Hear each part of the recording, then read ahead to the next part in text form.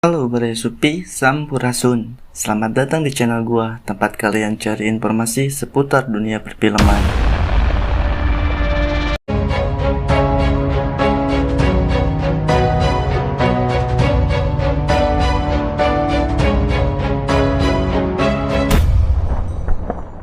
Film kali ini berjudul Nobody, adalah sebuah film dari Amerika Serikat yang dirilis pada tahun 2021. Bergenre action yang dikemas dengan banyak adegan konyol dan tentu saja memacu adrenalin. Disutradarai oleh Ilyana Schuler dan dibintangi oleh Bob Odenkirk sebagai tokoh utama yaitu Hutch Mansell. Film diawali dengan rutinitas tokoh utama yang terbilang sangat membosankan. Sampai pada suatu malam, rumah Hutch kedatangan tamu tak diundang, dan kejadian inilah yang akan merubah kehidupan membosankannya. Hutch yang menyadari ada perampok yang masuk ke rumahnya langsung mengecek ke lantai bawah rumahnya. Dan benar saja ada dua orang perampok di sana. Ketika dia akan menelpon polisi, tanpa diduga perampok itu menodongkan senjata. Pada saat bersamaan, anaknya berusaha membantu dengan menyerang perampok yang satunya lagi. Hutch malah menyuruh anaknya untuk berhenti menyerang. Kemudian perampok itu memukul anaknya dan Hutch hanya diam saja. Ternyata Hutch menyadari kalau senjatanya tanpa peluru dan berasumsi bahwa mereka hanya remaja yang sedang putus asa dan tidak berniat menyakiti keluarganya. Kemudian perampok itu mengambil jam tangan milik Hutch dan uang tunai yang ada di atas meja, lantas pergi begitu saja. Saat itu Hutch melihat tato burung di lengan salah satu perampok. Dari kejadian itu, dia selalu dicemooh dan diremehkan oleh semua orang karena telah membiarkan rumahnya dirampok tanpa memberikan perlawanan.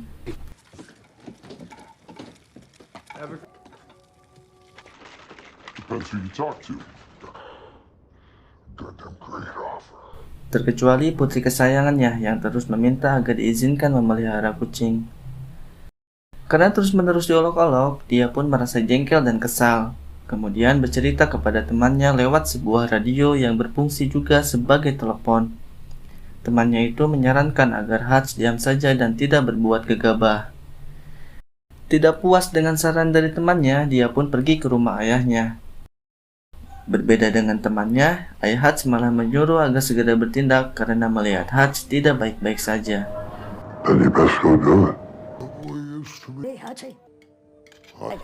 Setelah pulang ke rumahnya, dia mendapati putri kesayangannya menangis karena kalung kucingnya hilang. Teringat kejadian perampokan itu, dia mengira kalau kalung anak kucing itu terbawa ketika perampok mengambil uang di atas meja. Dia tampak kesal sekali dan bergegas kembali ke rumah ayahnya untuk mengambil senjata. Dari sinilah kita tahu kalau ayah Hutch adalah mantan anggota FBI. Bermodalkan ingatan kalau perampok itu mempunyai tato burung di lengannya, dia segera mencari identitas perampok itu dengan mendatangi jasa tukang tato.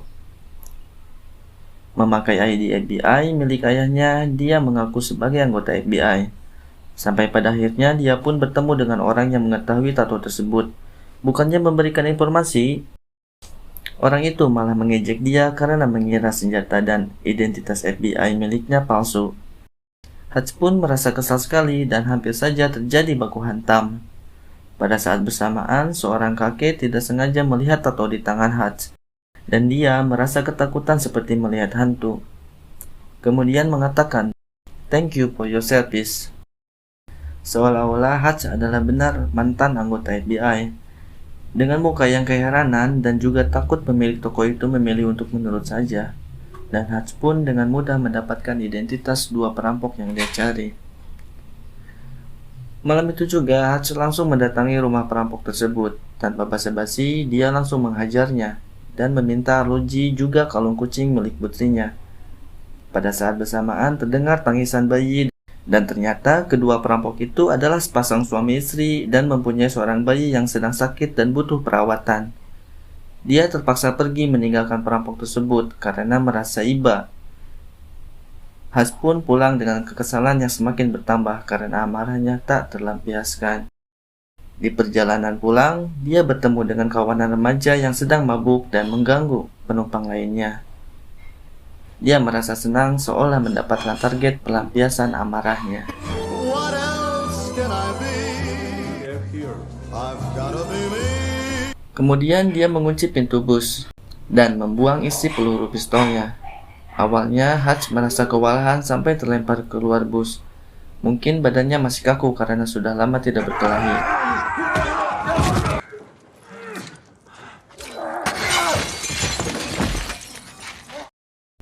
Lalu Hutch kembali ke dalam bus dan seiring berjalannya waktu, badannya mulai terbiasa dan bisa menghajar semua kawanan remaja tersebut.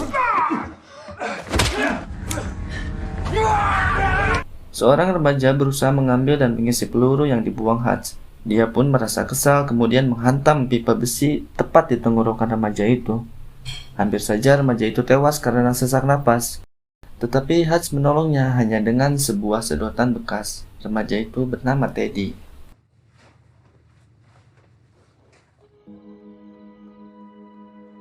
Scene berlanjut dengan menampilkan seorang mafia yang eksentrik.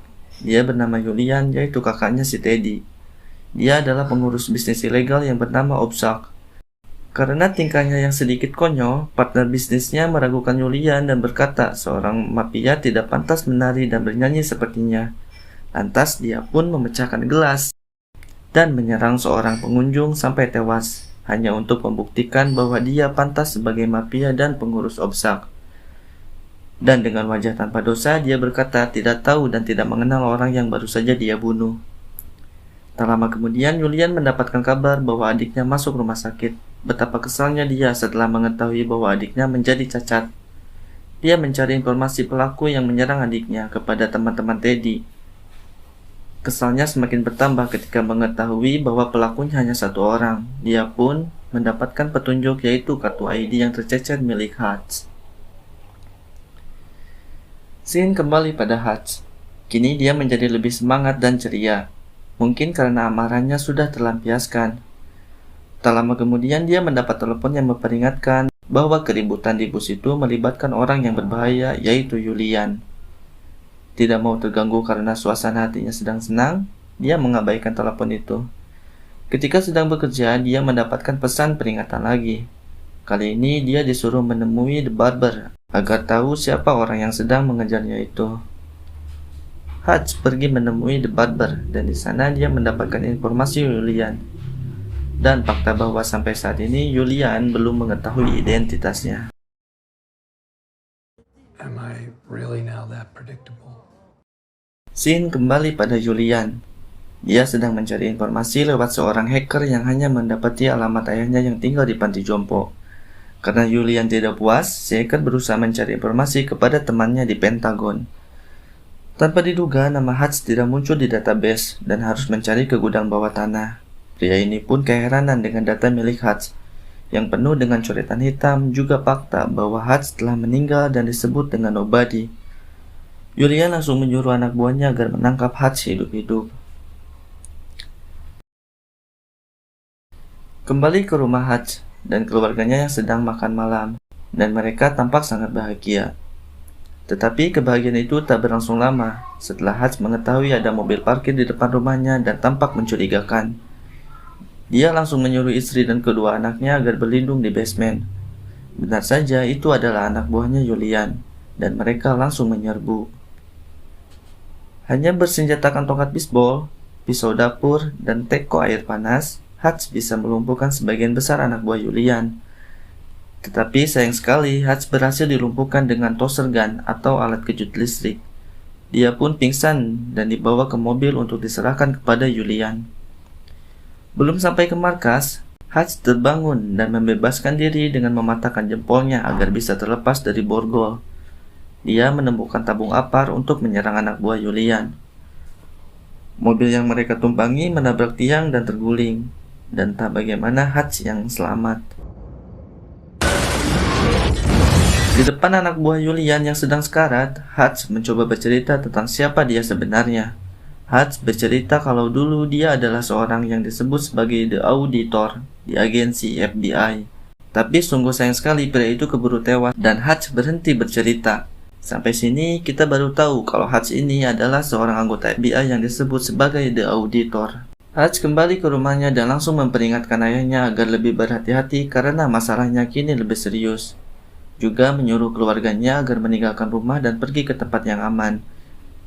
Hutch tidak berniat membersihkan kekacauan itu karena menurutnya lebih mudah untuk dibakar saja, agar tidak ada yang bisa menemukan mereka. Secara tidak sengaja, dia menemukan kalung kucing milik anaknya yang menjadi awal mula semua kekacauan ini, yang ternyata tercecer di basement bukan diambil perampok tempo hari. Di depan anak buah Julian yang sedang meregang nyawa, Hutch bercerita kembali tentang masa lalunya, bahwa dia dulunya adalah eksekutor para penjahat kelas atas. Suatu hari, dia melepaskan seorang koruptor bernama Alan yang berjanji akan insyaf. Setahun kemudian, dia mencarinya dan berharap si Alan masih jahat. Tapi Hutch malah menemukan Alan yang hidup bahagia bersama keluarganya. Hutch pun merasa iri dan menginginkan kehidupan normal seperti Alan. Dia pun berhenti dari pekerjaannya. No, it was Alan. So I told my bosses I was out of the game. Dan sampai situ saja, karena pria itu lagi-lagi keburu tewas sebelum Hutch menyelesaikan ceritanya. Sebelum membakar rumahnya, dia mengeluarkan emas batangan miliknya yang nantinya akan digunakan untuk membeli pabrik tempatnya bekerja. Scene berlanjut di rumah ayahnya. Saat dua pria suruhan Julian akan menyergap ayah Hutch, mereka malah dilumpuhkan dengan mudah. Ayah Hutch menikmatinya dan tampak senang sekali, juga sangat bersemangat. Scene berlanjut ketika Hutch membeli pabrik ayah mertuanya. Setelah melihat emas batangan, dengan mudah mertuanya setuju. Kecuali adik iparnya yang kekeh tidak mau menjual pabrik itu dan memang selalu meremehkan Hutch dari awal. Dengan satu pukulan keras, iparnya yang so jagoan itu tidak bisa apa-apa lagi. Pabrik itu digunakan sebagai markas untuk menyambut serangan Julian, dan Hutch membuat beberapa jebakan di sana. Untuk memancing Julian datang ke pabrik, Hutch mendatangi markas Obzak dan melumpuhkan semua orang yang ada di sana, juga membakar semua uang tunai dan koleksi lukisan bernilai jutaan dolar milik Julian. Dan dengan Watados, dia pergi ke klub malam milik Julian sendirian. Di sana dia memberitahukan bahwa markas Obzak telah dibakar. I'm shocked! Hutch membawa bom sebagai jaminan dia tidak dibunuh dan dapat keluar hidup-hidup. Hutch berhasil keluar dari klub malam tersebut dan benar saja Julian mengejarnya. Itulah rencana Hutch.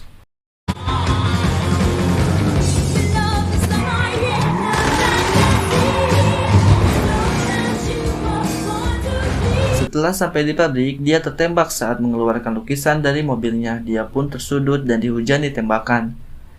Di saat-saat genting, muncullah adik Hutch yang seorang sniper. Dialah orang yang selalu memperingatinya lewat radio dan juga telepon. Juga ayah Hutch datang membantu. Scene berlanjut saat Julian dan anak buahnya menyerbu masuk. Mereka dikejutkan dengan jebakan granat. Julian pun jatuh pingsan. Jebakan yang telah disiapkan mampu melumpuhkan sebagian besar anak buah Julian.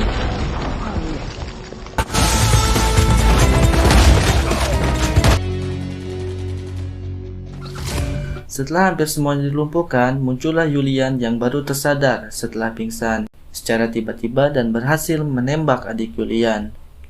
Pada saat bersamaan, mereka kehabisan peluru dan terpojok, sedangkan Julian masih memegang senapan serbu. Mr. Mansell, and the affirmative will pay. Dengan putus asa, Hutch mencoba peruntungannya dengan menempelkan bom di tameng, kemudian berlari menuju Julian.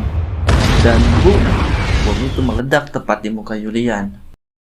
Setelah semuanya selesai, Hutch menelpon istrinya. Ketika sedang menelpon, terdengar suara anak kucing dan Hutch pun membawanya.